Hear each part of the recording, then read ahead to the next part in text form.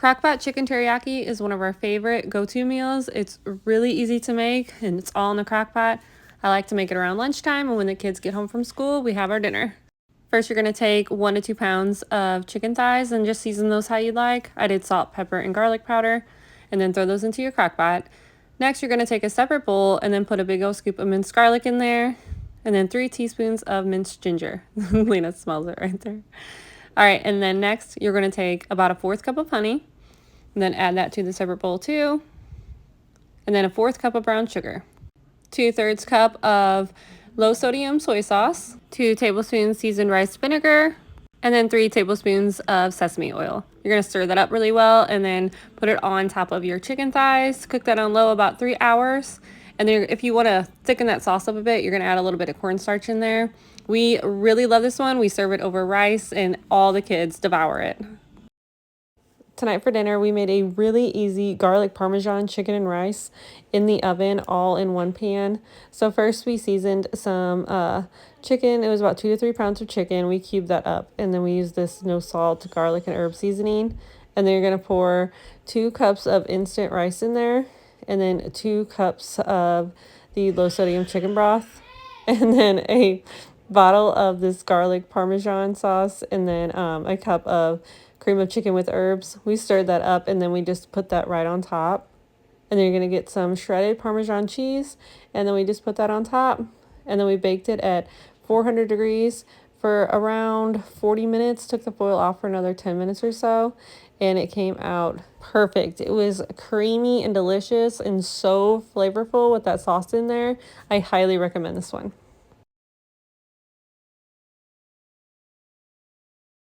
Today, me and Lena made a tortellini salad. So first, we took this bag of tortellini. You need to cook it and then make sure it's nice and cold. And then we took a cup of each of pepperoni and salami and chopped that up. About a 1/4 cup of banana peppers all chopped up. And then we did this little can of black olives. I love black. I know you do. And then we took about a 1/4 cup or so of red onions chopped up. And then these little mozzarella pearls, we just dumped a whole bag in. And then we did a cup of Italian dressing. You can make your own, but we didn't want to do that. We just used what we had. And then we dumped that in. So easy, so delicious. And then a little bit of Parmesan cheese too. So nice and cheesy. You're going to put this in the refrigerator and let it chill. And we absolutely loved this one. I really love it. Today, I made the best dip ever. I swear I'm not just saying that. This was now my all-time favorite dip. It was so delicious. I'm going to call it like a bacon ranch jalapeno popper dip. So first, it's a softened block of cream cheese, a 1/2 cup of sour cream, a 1/2 cup of mayonnaise, a little bit of Worcestershire sauce in there, and 2 cups of shredded cheese, a packet of ranch, and then I had some bacon left over, so I did about 6 strips of bacon in there.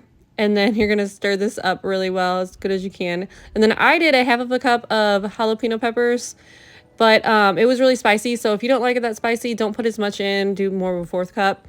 And then I had a 1/2 tube of Ritz crackers, crunched those up, had some Parmesan cheese, threw that in about a 1/2 cup. This is all just stuff I had in my fridge today. And then I mixed that up. And then you're going to throw this on top and then melt a few tablespoons of butter. And you're going to throw this on top of that. I actually put my dip in the fridge for a little while because I wasn't ready for it yet. And then baked mine at 375 for around 30 minutes. But if you bake it right away, it'll probably take about 20 minutes or so. This was the best dip I've ever had. Okay, so today we're making some pesto chicken in the crock pot. Pesto is pasta chicken? I don't know. There's chicken. Dump it in. And season it a little bit more. She's going to cut up the butter.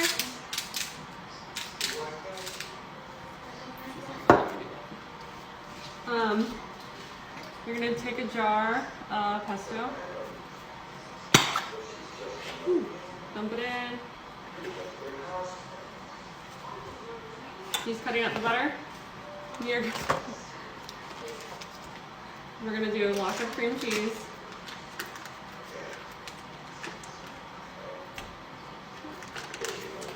Okay, now we're going to put this over the top, spread out everywhere.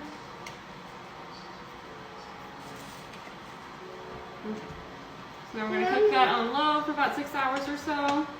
And then we're going to add some cheeses and some pasta. Alright, you're going to shred up your chicken. And then you're going to add your cooked noodles.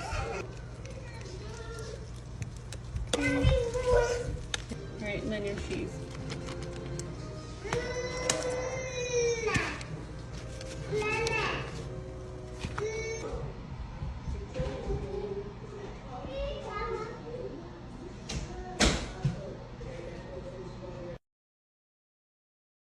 Today I made nacho spaghetti and it tasted amazing. I'll definitely be making this again. So first I cooked a pound of ground beef and threw an onion in there. You could do 1.5 pounds of ground beef too if you want.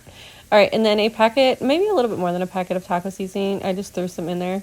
And then just do that as the package says with a little bit of water. Stir it up, kind of look like this. And then you're gonna add 1 can of Rotel. And then a can of this Fiesta nacho cheese soup. And then I filled that can up with some heavy whipping cream all the way to the top, and then you're just going to dump that in.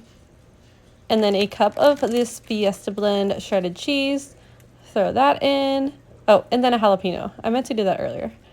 All right, throw that cheese in, and then you're just going to keep stirring until that cheese is nice and melty and not all stringy. It takes just a bit, like 5 to 10 minutes, and it'll turn out like this. The sauce was amazing.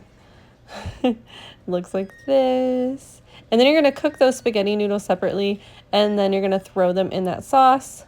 Stir up really well, and then I added even more cheese to the top, and then I covered that for just a bit until it was all nice and melted again. I will definitely be making this one again. I was honestly surprised on how much I love this one. Definitely give it a try.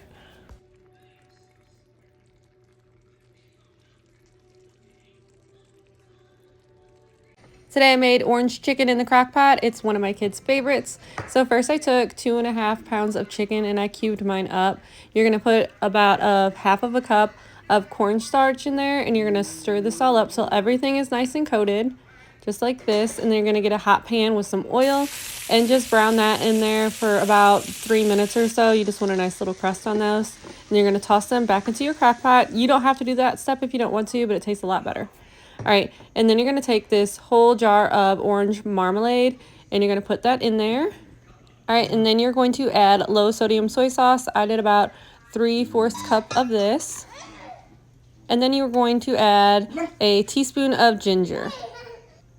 I think I did a little too much there, but that's all right. And then I did a tablespoon of sesame oil and a big scoop of minced garlic.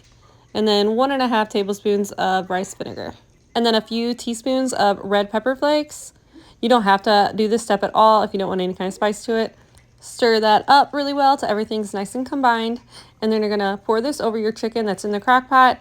Mix that up a bit. And then I cooked mine on low for about 3 hours.